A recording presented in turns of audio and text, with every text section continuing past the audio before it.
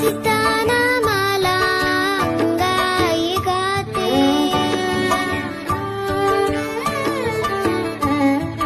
लाडी गोडीनं सांभाळते माझी आई